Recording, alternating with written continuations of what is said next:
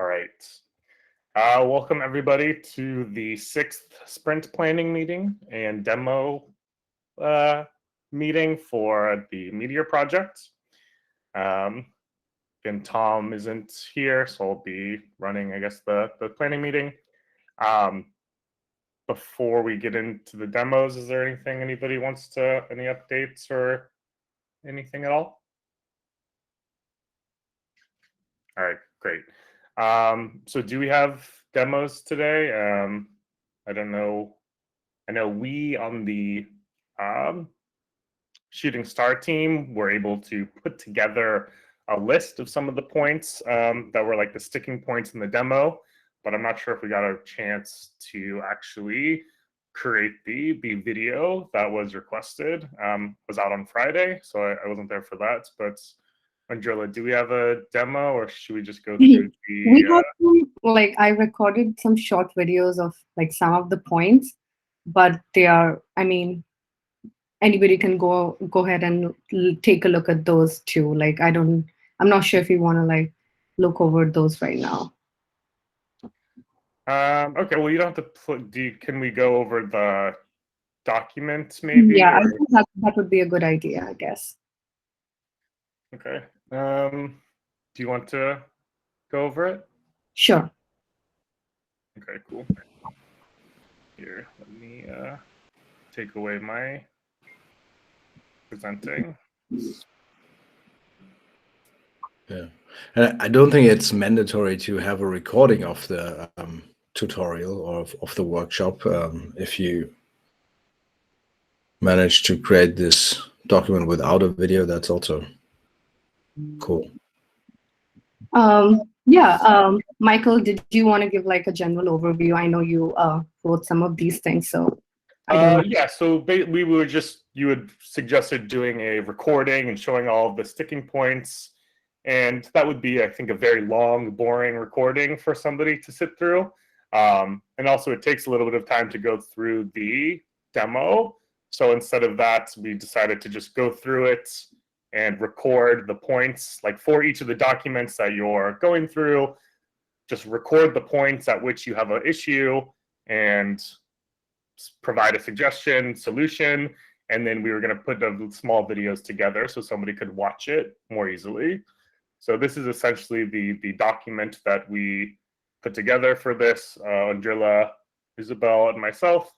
And it just kind of highlights the points of the tutorial at which either it's incongruous with Meteor or we want to do something different, or that kind of those, like you said, the sticking points that are there as somebody trying to go through the demo. So these are them.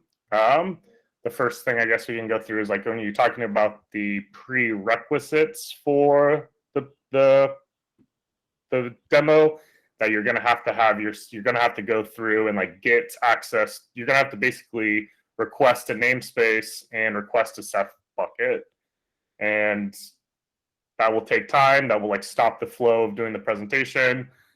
I suggest that we just have a namespace and a bucket that's available to be used for this particular project.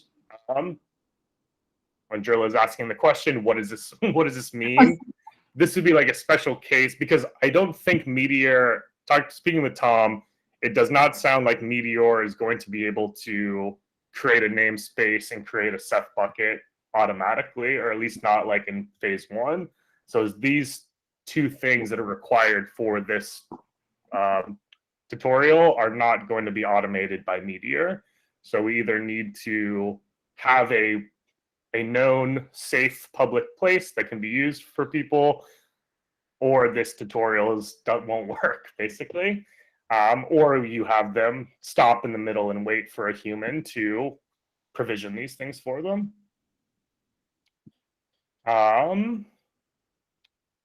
There's also discussions that if you're for setting up your initial environment, right, accessing Jupyter Hub and spawning an Elira image, if you're using Meteor you're already in a spawned environment, and then it's giving you an instruction to go onto Jupyter Hub to spawn an environment. So it's like it's a confusing and unclear instruction, basically. So it doesn't make sense to use Meteor, spawn your own environment, read the tutorial, then go to operate first to like do this other thing. So that is just a confusing bit of it. Not exactly sure how to deal with it, but there's a number of these instructions where it's assuming you're not in an environment and how to get to one. And so the only way that we kind of overcame that approach was to assume somebody's in the Jupyter book and they're reading these instructions in a Jupyter book, which is like the static version of it, and then eventually moving into the deployed environment. But even then, the instructions would be to use Meteor, not to use this other approach.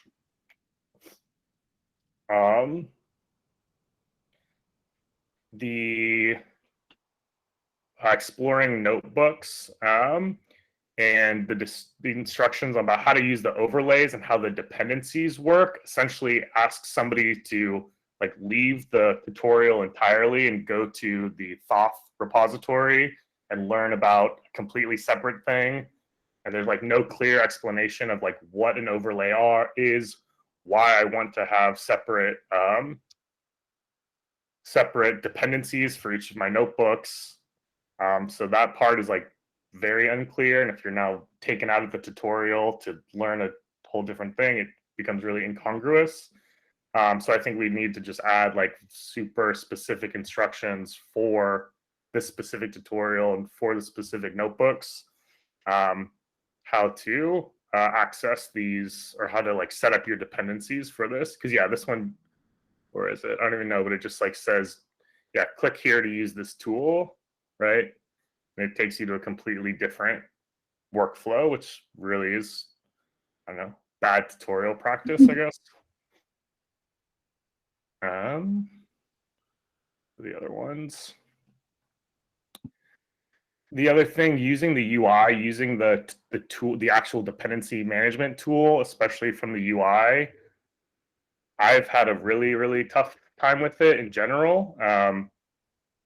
Like not working a lot, being like pretty buggy. I don't know what everybody else's experience is, but anytime I try to do it, going through the tutorial, something weird happens. And Francesco recently implemented a command line interface for the tool, Horus, which is much more reliable, much more straightforward, I think, and we should add that to the tutorial instructions as opposed to using the UI, at least for now, because it's, like I said, it's a far more dependable approach. And I think beyond here, I had not added anything. So I don't know. More. So yeah, there's also like a note on the next document essentially asks somebody who's working on the tutorial, saying that whenever you like finish working or whenever you need to stop, push the changes to GitHub, so that all the work can be saved. And essentially, I thought this is implying that any in-progress work will not be saved within Jupyter Hub. Like you cannot save your notebooks, or you need to like push each time you're leaving the Jupyter Hub environment. So although this is showing like this cool functionality of like GitHub in Elira, this is essentially like also breaking the flow of the tutorial, and we may not need to have like a whole separate document for this. So that's something also we could probably remove or mention, that whenever you stop working, you could save your work within your Jupyter Hub itself. Creating a release. Isabel, did you want to talk about this? Yeah, so I have the create release and use bots, and they're similar in the case where in the Meteor I guess, experience where everything's spawned for you. You don't have to create a release because you're already using the release. And same with use bots. You are kind of gaining the benefits of the bots being used by having a working environment and a working demo. So it doesn't make much sense the way that it's worded right now, why you would leave the Jupyter book or Jupyter lab environment to go back to GitHub to download these different add-ons for Cabochette and such. And it doesn't clearly explain in the demo where the use case is for this AI application.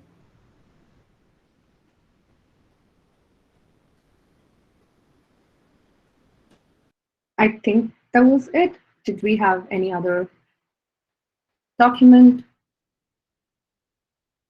No, I think that's as far as we got last week.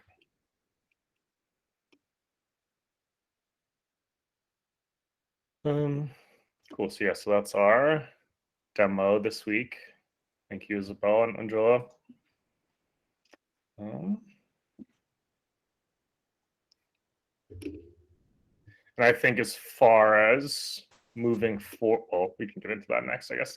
Does anybody else have a demo for either of the other two work streams?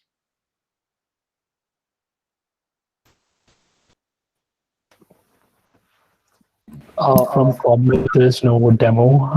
At least from my side, it's still work in progress, and I think the rest of the folks are still on PTO. Okay. So that would have been integration of build pipelines and the deployment of the Meteor project. That would have been done in your work stream. Yes. Okay, so there hasn't been any progress on this? So I have the build pipeline. I'm trying to integrate it. There are some parts missing, so I'm adding it. So it's still work in progress. It is not completed yet. Okay, so we move it over to this goal? Yes. This week, I mean? Yes. Yeah. Fair enough. That's okay. I mean, it's PTO season. No problem.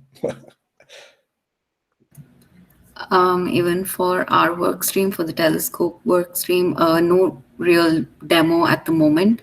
But the sprint goal was basically to set up Prometheus for data collection. There are 2 issues which are in progress, and we'll probably be moving it over for this sprint as well. The issues that, it's not really an issue, but we were just discussing with Harshad and some of the other folks what are the different sources of metrics that we need to start looking at for different components. So in issue 51, we've sort of identified 4 different components based on a discussion that we had with Harshad's inputs, where these metrics should be coming in from. So there are 4 things. One is the Meteor web application itself, which is a web service, which we need to get metrics for. The second is the Meteor operator as well, which also will be exposing some metrics that we can fetch. And the third one are the pipelines that Harshad is going to be integrating. So once he's integrating those pipelines, since Tecton is part of OpenShift pipelines, the OpenShift monitoring exposes some metrics. So we will be able to fetch metrics related to pipeline runtimes and things like that. And the fourth one is the pipeline operations themselves. For example, image tag releases, what is the average tag release time? And this, Harshad mentioned, that is sort of encapsulated within a bash script. So in order to get metrics for these pipeline operations, we'll have to create custom Prometheus metrics defined inside that bash script that the thought team has, and then expose these metrics via a push gateway that Prometheus supports, and then have the metrics of the push gateway as an endpoint for Prometheus to scrape. So these are basically what we were able to sort of identify this sprint, these different components and how the metrics sort of tie in and how they need to be configured.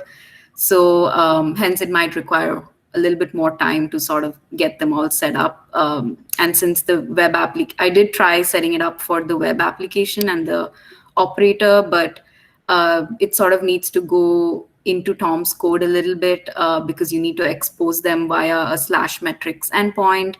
And since Tom was sort of on PTO and Anand's the subject matter expertise, I was sort of lost.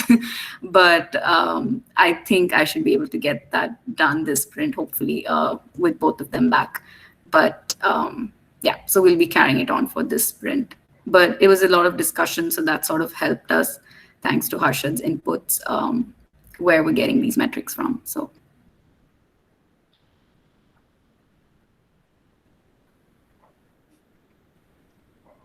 Okay, great. Well, okay, so it sounds to me then like demos / planning is things people are still working on what was being worked on last sprint. Right, so, Yes. so For the Meteor work stream, I would suggest, since you now have that document, I don't think it's worth creating a video or recording that stuff, because that was the output that we needed. Where are the friction points? So I would suggest to convert those friction points into GitHub issues for the Elira tutorial repo, because at some point we decided not to fork, not to copy, but work on upstream. And these are all valid points. So create issues. And since Francesco is out this week, maybe you decide yourself on some of the low-hanging fruits, or you just provide possible resolutions for that shared, for example, for that shared bucket that you mentioned. Instead of requesting an own one, you could request a shared bucket or work to whether we can create a shared bucket or whether that's impossible. I don't know. Well, we already have a public bucket. I mean, I was just like, we could use those credentials. We could just provide those credentials in the tutorial and say, yeah. And then, yeah, as far as the namespace, I'm not sure how that would work, but it seems like there could be some tutorial one. Yeah, so we will do that, certainly.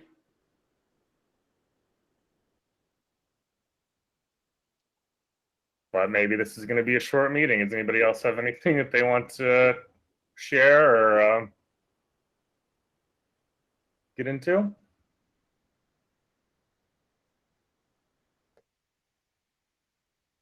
Great. Sounds good. Well, thank you all for joining the planning meeting today, and see you next week.